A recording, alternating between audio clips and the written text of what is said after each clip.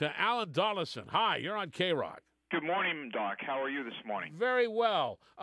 You have been someplace I'll never go if I'm lucky.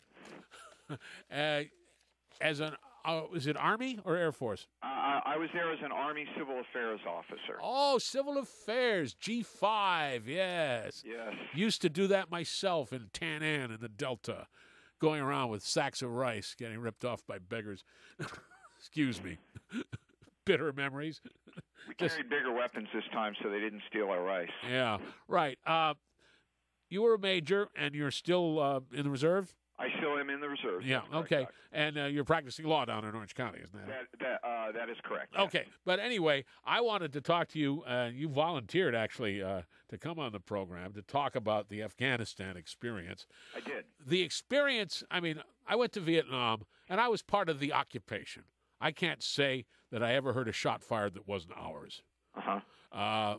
You say you did civil affairs, which is the job of winning hearts and minds and nation building. What did that correct. boil down to for the units you were with? That is correct, but unfortunately, the area that I was in did start to heat up in terms of enemy activity, and so it's never really cooled off, has it?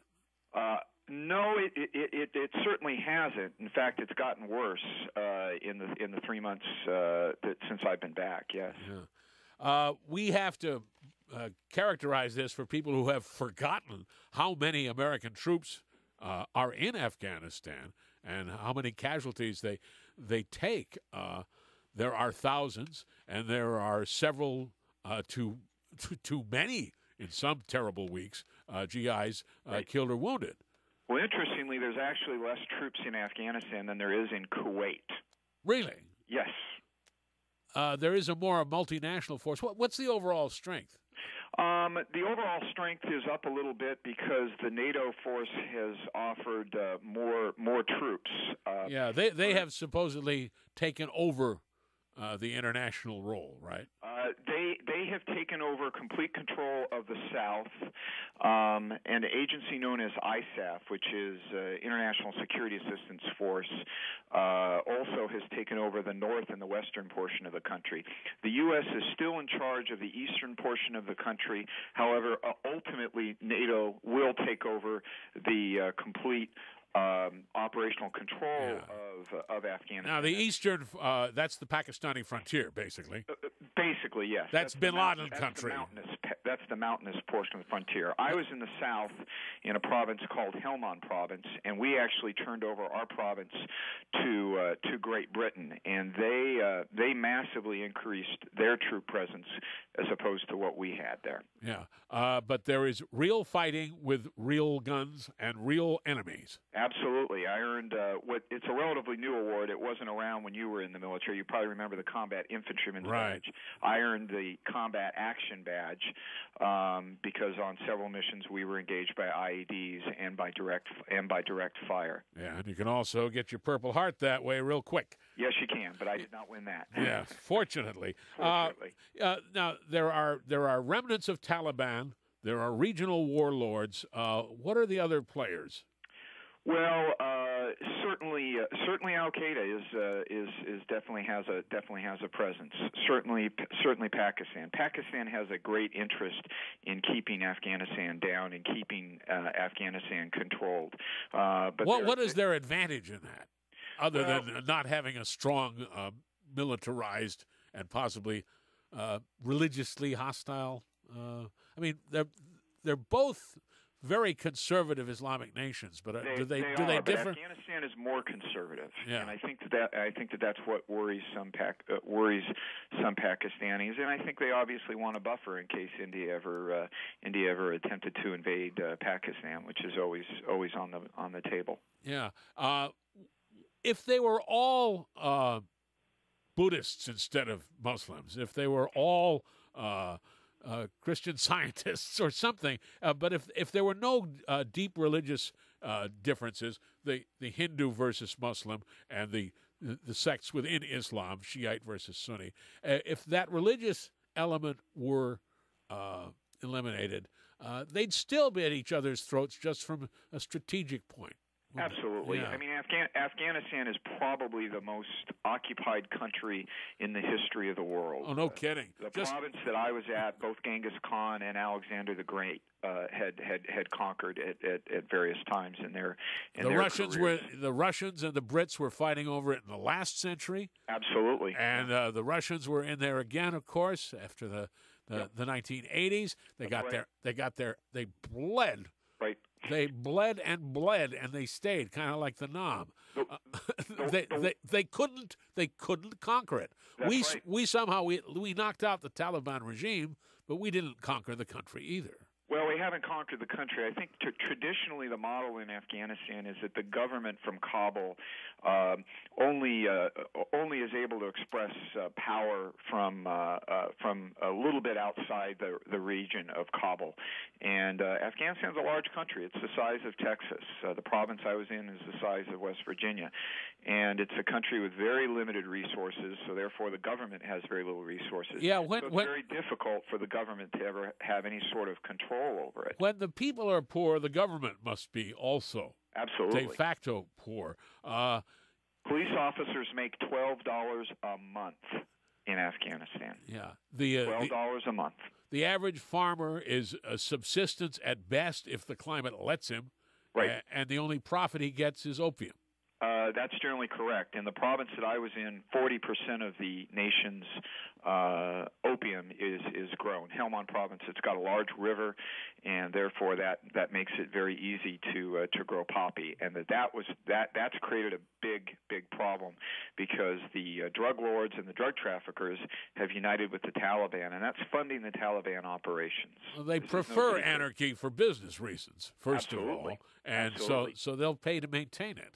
Most importantly, it just shows how hypocritical the Taliban was, because at the final year of the Taliban regime, they said, nope, it violates the rules of Islam. We are no longer growing opium, and the opium production of Afghanistan literally plummeted by about 80%.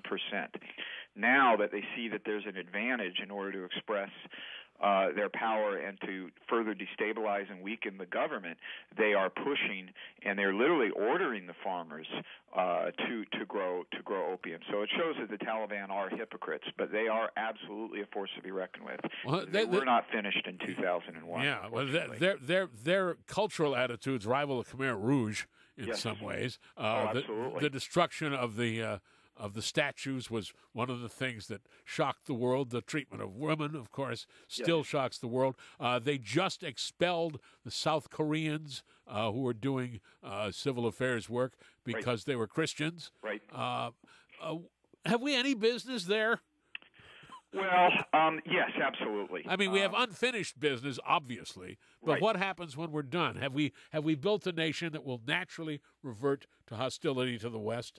Well, I think the hope, and it's an optimistic hope on the part of the U.S., is that there was a small, short period in the late 60s and the early 1970s where Afghanistan was really at its peak. It was when King Zaire was in charge of Afghanistan, and there was a lot of U.S. investment, and there was some progress. There was some hope for the people.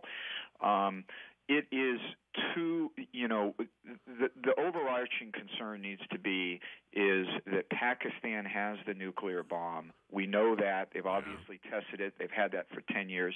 We cannot let Afghanistan become another breeding ground for Al-Qaeda, and that could very well happen. So we are concerned about that. Yet, very quietly, and you won't see the media talk about this, next month, we will be approaching the halfway point of the Russian occupation.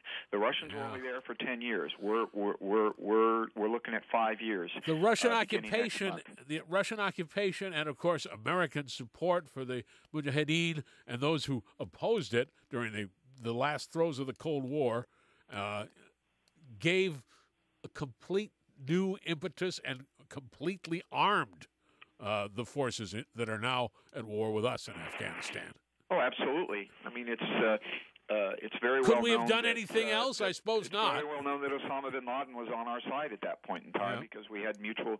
The enemy of my enemy is my friend, and so it unleashed forces that are very, very disconcerting. It showed these Islamic fascists that with a few missiles and a little bit of money that they can knock over a superpower, and they did. And I think the Russian defeat in Afghanistan led to their later collapse in 1990. As a civil affairs officer, what were the kind of specific projects you worked with trying to help the Afghan people be independent and at peace? Primarily, I presume that was partly the goal. The hearts and minds probably far harder than the economic and structural. We primarily built schools. We primarily built roads. We also did.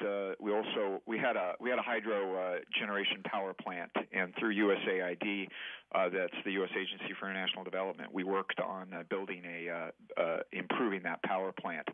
But also, in addition to that, spending money was important because it really did improve the economy. And the one good thing is, I will tell you, is the economy in Afghanistan is really, really, really getting better. Because I worked with people that had been there on multiple tours, and they said, "Wow, the economy has really, really gotten better here." So we did that, but we also did we did governance sector, and I was fortunate. I worked with an individual who had a master's degree from Oxford, and he worked for the State Department. I obviously had a law degree, so we worked with the Afghan government, trying to teach them how to be a democracy, trying to teach them how to set up their government and how to set up their judicial system. And, were your ideas welcome? They were, as long as they felt that we weren't forcing them into it. They really did want the help. I think the one thing about the Afghan people is they are sick of war. And if you were in a country where there's basically been nonstop war for the last 25 years, you too would be sick of war. So they really want to get beyond this. But there are outside forces that are preventing them from doing this. Do they welcome us as people, as helpers, if not dictators? I think the government people do, and I think the people that are involved in government. Of course, the average citizen. What we tried to do is we did a lot of. You probably remember the term med caps and vet caps, where we provided medical assistance to the villagers and veterinary assistance to their animals, and that was about the most important thing that we did, because it showed to them that we cared. I think, and many people believe, that we are approaching, wearing out our welcome, and and Afghanistan clearly doesn't want to be occupied, and I don't think we want to occupy the country, but we need to finish the job. And there were more soldiers killed in 2005 than any other year of the war, and right now in 2006 we're right on pace to equal or exceed that. So if it hadn't been for 9/11, we wouldn't be doing this. We wouldn't have mobilized to go in if we hadn't had at least the glimmer of a chance of stopping Al Qaeda, finding Bin Laden. These were like the Soviet occupation. These are all factors that lead to the position we're in. I've read in Doc, I've read in books that the Clinton administration, because they were so concerned about Osama bin Laden, and of course people on the right somewhat disagree with that statement, that they had drew up plans and basically had very much considered an invasion of Afghanistan even before 9/11 in order to deal with Osama bin Laden, because they saw these problems. They saw what happened to the U.S. as a whole. But they decided not to leave that for the new President Bush. Yeah, didn't Clinton's military lob Tomahawk missiles in Afghanistan regularly? Yeah. Yes, he did, and of course the Republicans criticized that because it happened right around during the impeachment debate in the House. But yes, absolutely, that followed the Kenya U.S. embassy bombing in Kenya. Maybe you're not the person to ask. Maybe you at least have an opinion that's better informed, having been there, having worked with the government and the people. Do they care if we get Bin Laden? And do you think we'll ever get him? Well, I do. I mean, I think obviously we wanted Zarqawi and we got him. It is difficult to find one person, somewhere in the world. I think the Afghan people, they're not concerned about that. So I don't think that they care whether or not we get bin Laden, and I don't think if we do, that we say the global war on terror is over. I think, clearly, it's much more organized beyond bin Laden. I think that's the one lesson that we've learned over the last 5 years. But I don't think the Afghan people really care. I think they generally don't like the Arabs. The one thing you learn when you go to Afghanistan is Afghan people are not Arabs.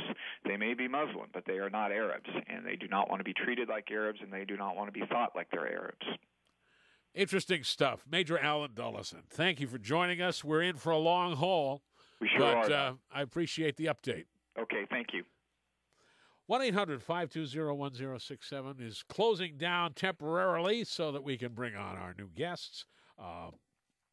And if you have questions for them when we get into the interviews, of course, please call. But in the meantime, why not just a weird bit of filler on KROQ.